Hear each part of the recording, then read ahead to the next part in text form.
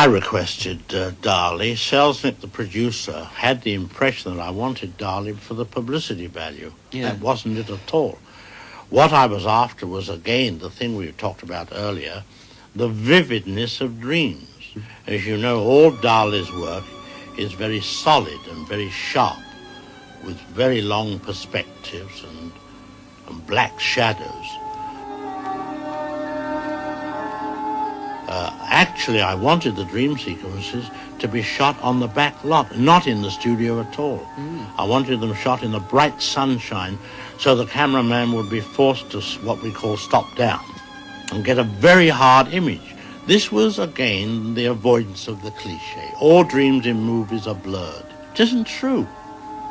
Dali was the best man for me to do the dreams because that's what dreams should be.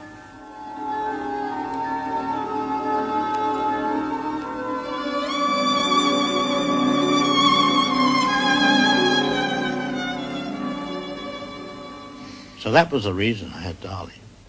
Et avant que tu partes, je t'explique 2 chefs-d'œuvre de Dali. La persistance de la mémoire. Ce qu'il fait ici avec les montres, c'est attaquer notre idée du temps.